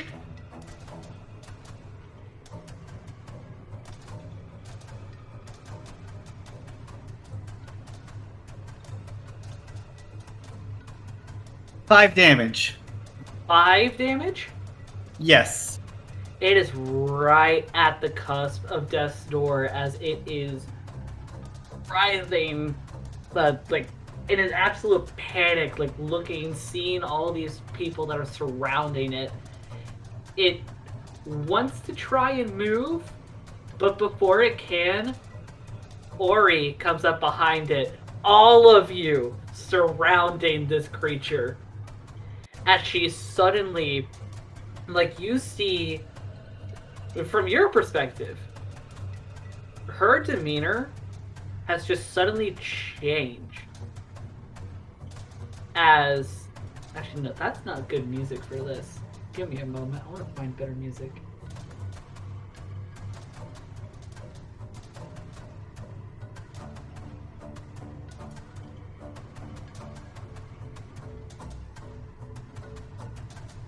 No, that's not good either. Nab. Okay, that's better, I'll say. As you see her come up behind this creature, even with your dark vision and with how close everyone is right now, her eyes are piercing bright. And it almost makes the rest of her face look dark. And it is scary to see, especially when you see her hand come up with a similar reddish, almost kind of, again, almost like a lightning-y, but much thinner than lightning, sort of conjuring come from her hand as she suddenly begins to grab this creature from behind and cover its face with her hand.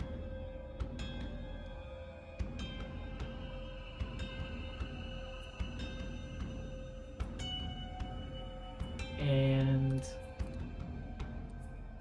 Banker's eyes are just wide with fear and amazement.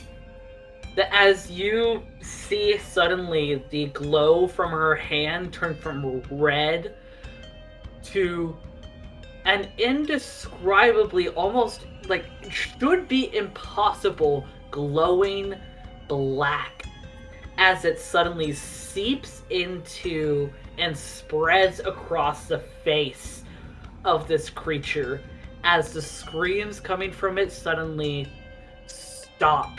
Its body goes limp, and you see the you see the black that spread across its face slowly begin to turn a very faint glowing gray as it slowly goes up Ori's gloved arm. Because, yeah, I forgot to say, she has gloves. As they kind of, the glow goes up her arm, and it slowly goes in like a pulsating manner. As she just kind of in a little wasteful, but in a bit of a flourish, has just drained this creature's life. And you think, from the look of it, it's given her a little bit of a boost. As the creature, unresponsive, is now collapsed on the ground, bloodied, near bisected in several places and ways before all of you.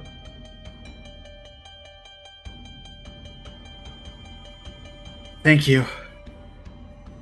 Lita kind of looks at you for a moment. You okay, Ankor? Yeah, thank you. Yeah. Well, Ori, when in the hell did you get to do that? what was that? Ori looks at you all for a moment as you see kind of the glow from her eyes kind of dissipate. Huh? Do what? Do you not remember grabbing that creature? Roll insight.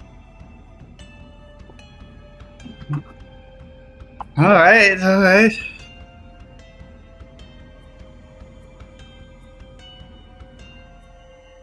18. Okay. You notice that Lita is completely oblivious. Lucille is not acting like surprised from any of this in the slightest. You can tell from Ori's demeanor that this is not uncommon, but she really does not want to talk about it. Alright, I'll drop it, but if you need to talk to someone, I'm willing to listen. Thank you.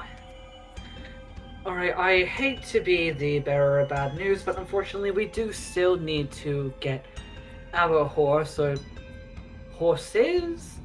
At which point you actually see the other horse that was kind of brought to existence just kind of poof away after it leads Jessie over to the rest of you. Huh?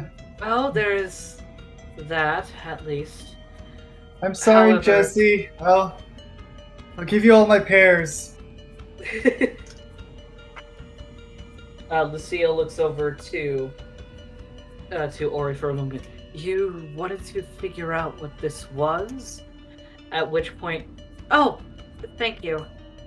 Ori immediately goes to investigate the creature. You see her eyes widen, and she's already a pale girl, but whatever color that you saw, like, just drains.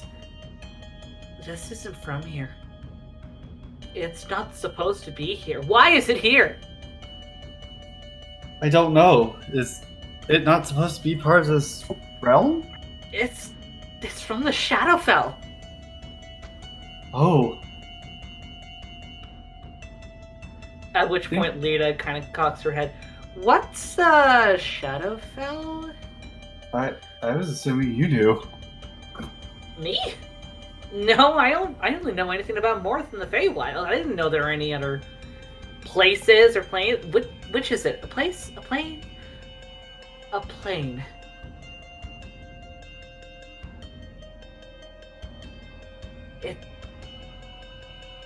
I know that the Feywild and this plane of existence are meant to intertwine every few hundred years, but I didn't think there was something like that for this plane of existence or other planes in the Shadowfell. There must be something wrong. How do you... Never mind. You can talk about it later. I'll talk about it later. Let's just say I have... You know how Lucille said that I have a knack for mythology? Mm-hmm. Yes? That kind of goes into it. A lot of the stories of the planes and how the worlds have come together are something that I know a lot about, for better and for worse. And I know a lot of it.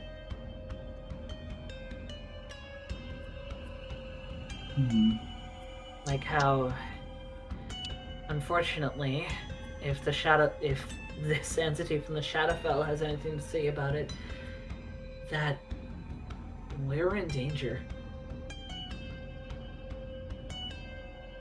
Please.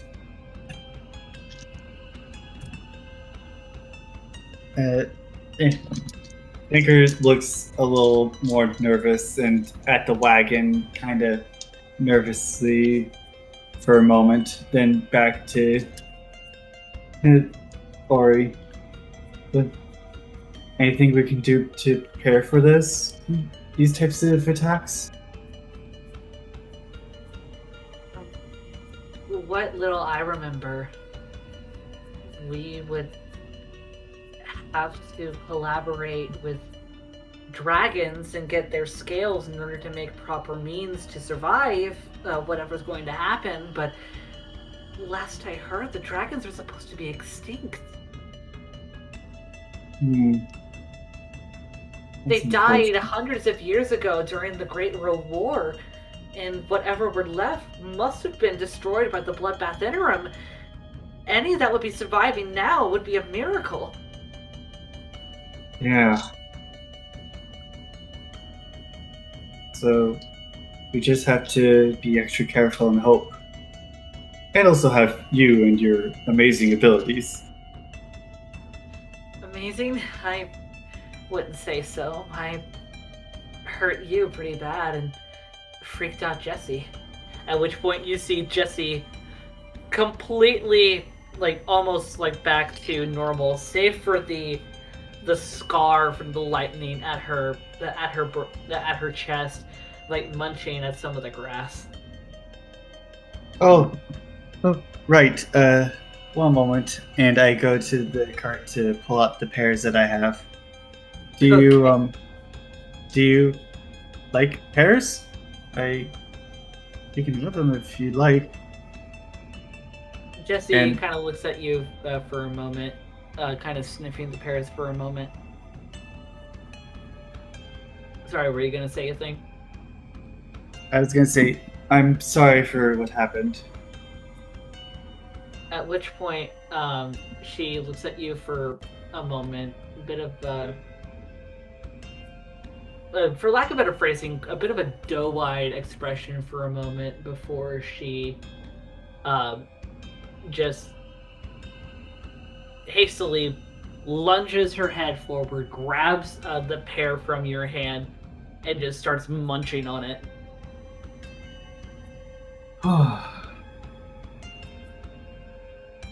Anyway, we should... Anchor's, Sorry, go for it. Anchor smiles a bit and kind of brushes his hand on her back. Anyway, Lucille kind of interjects. We should get going. We still haven't gotten that far to Portwater Hut. We still have a ways to go. And if this place has anything to say about it, we may have plenty more to look forward to. Oh, joy. But I guess our drive will give us reason to figure more about each other, right?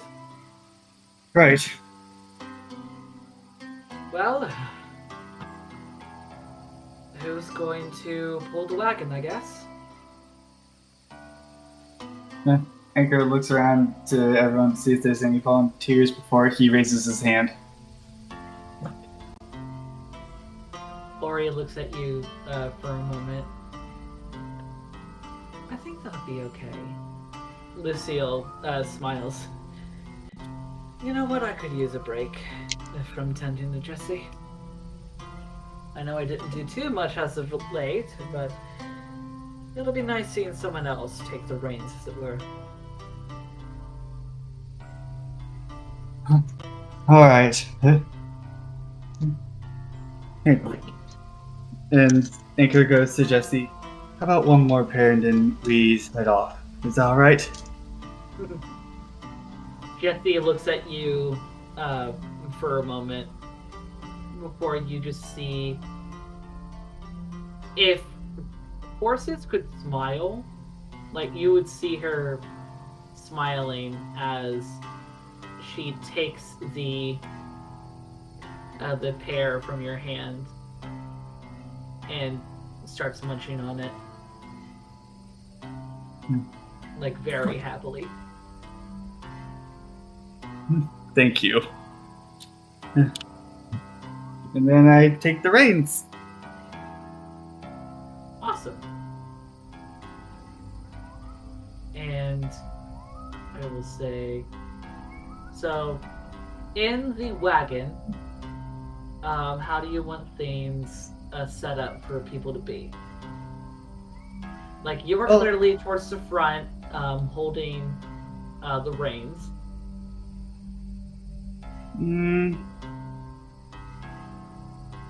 Ori and Louise have dark vision, yes? Ori and Lucille. Lita does Lucille.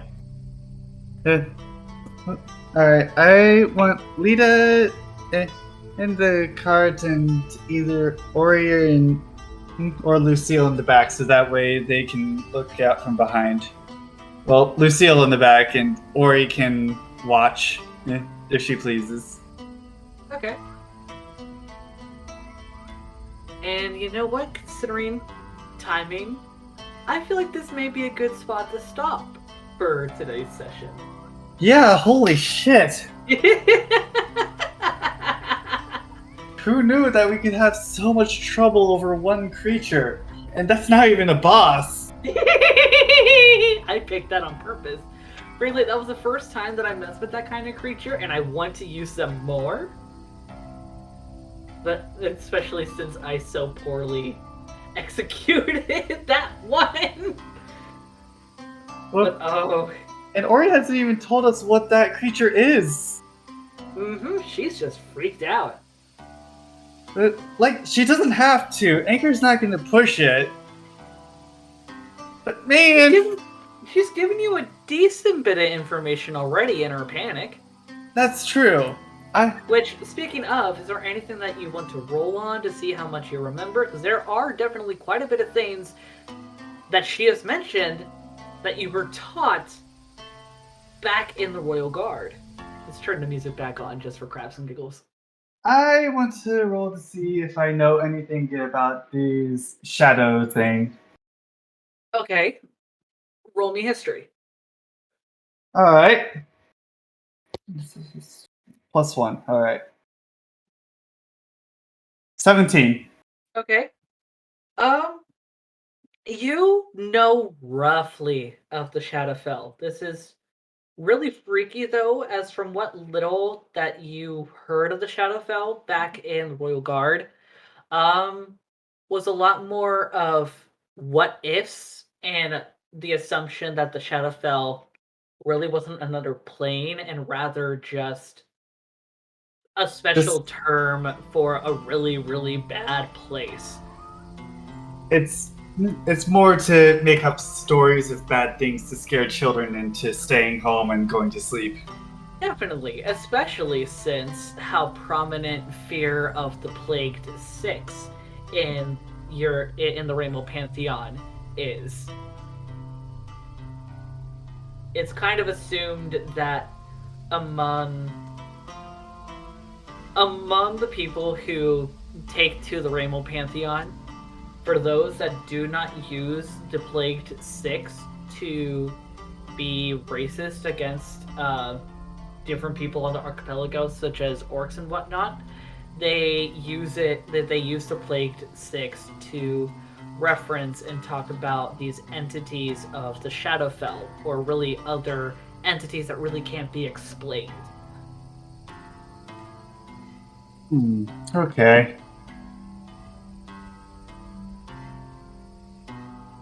But, I'm surprised that you haven't tried to roll onto other things that were mentioned. Like the kind of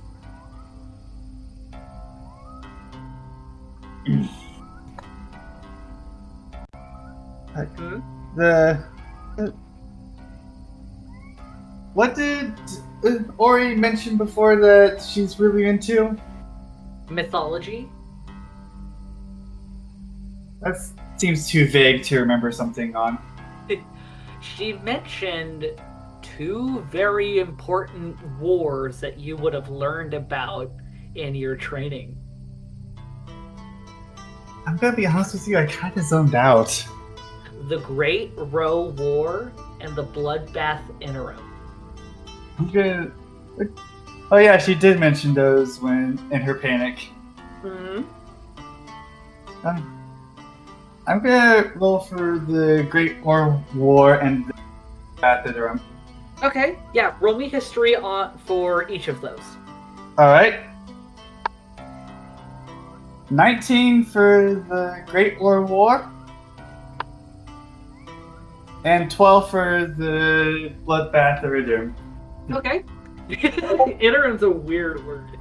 But yeah, so you learned a pretty good amount about the Great Row War, namely because everyone knows about it in the archipelago. You even knew about the Great Row War before you were drafted into the Royal Guard. It is such a notable story that has become a folk tale.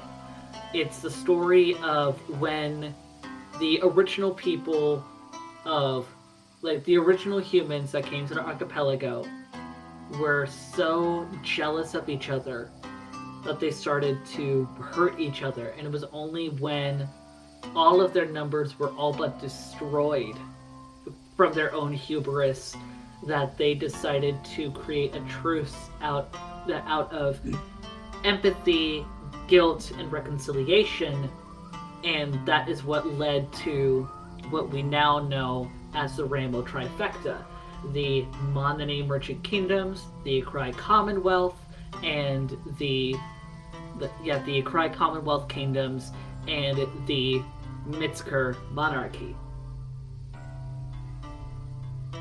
When it comes to the Bloodbath Interim, however, you know a little less about. You remember having talks with Siobhan about it, actually, more than any education that you had in the Royal Guard.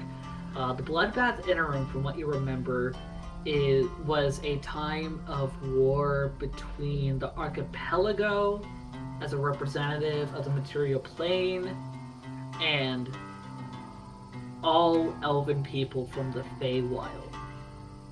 It was a point when the planes were converged, and it brought a lot of bloodshed.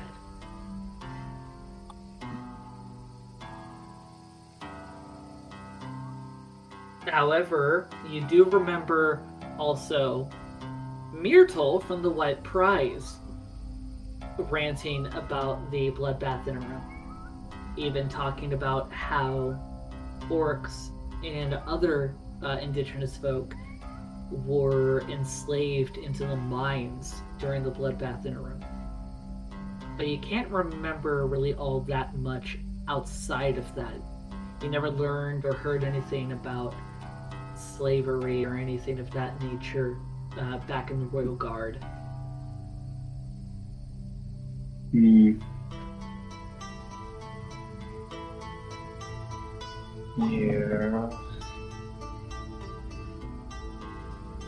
But with that bit of lore dumping,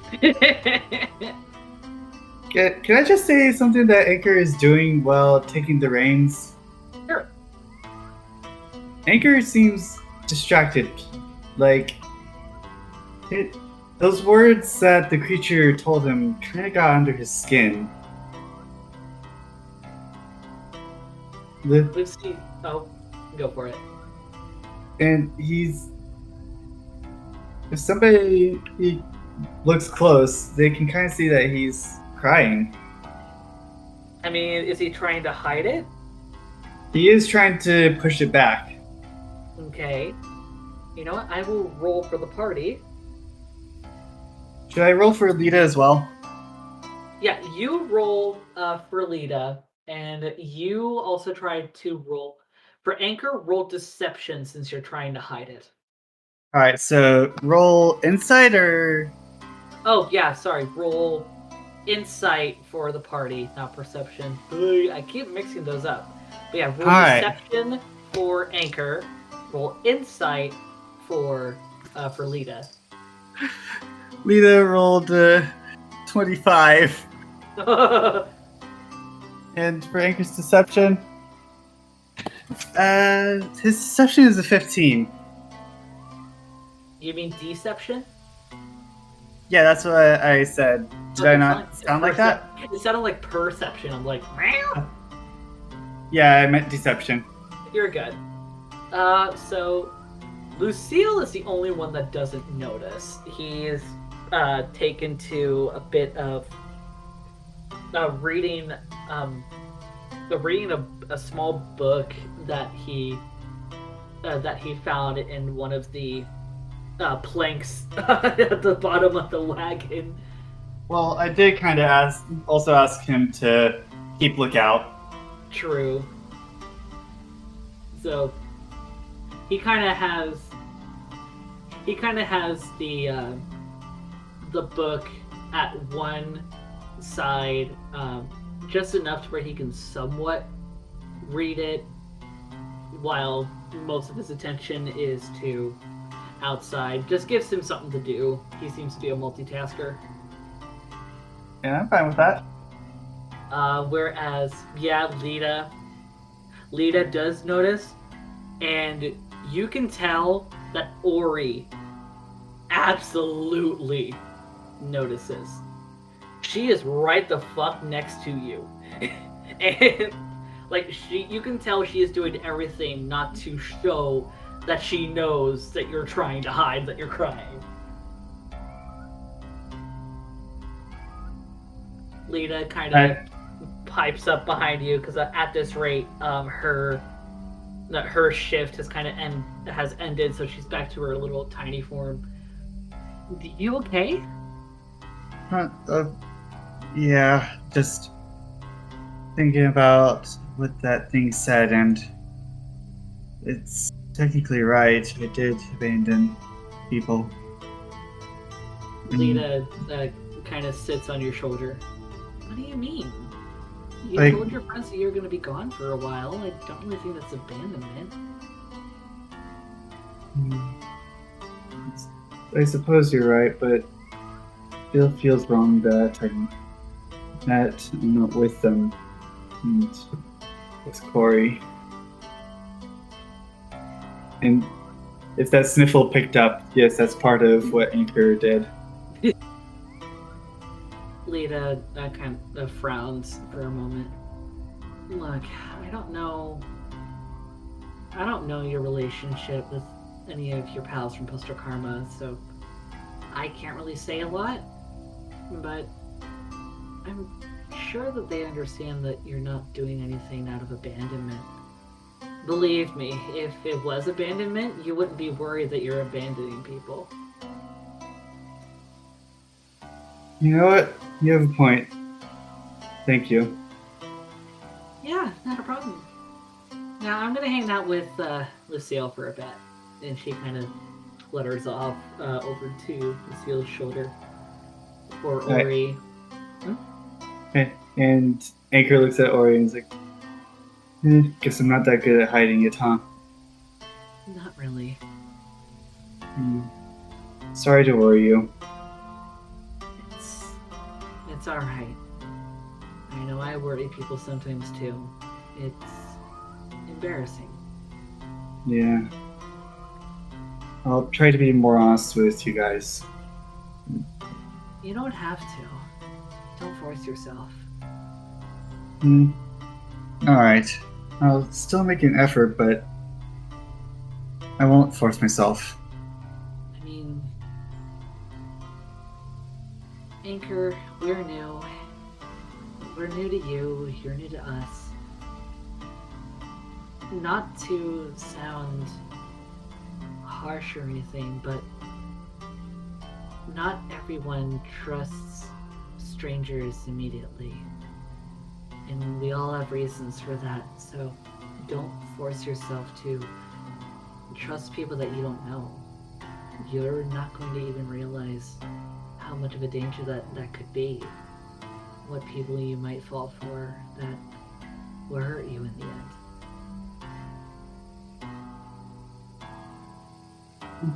Anchor What I'm nods. saying But is keep your guard up. Anchor nods.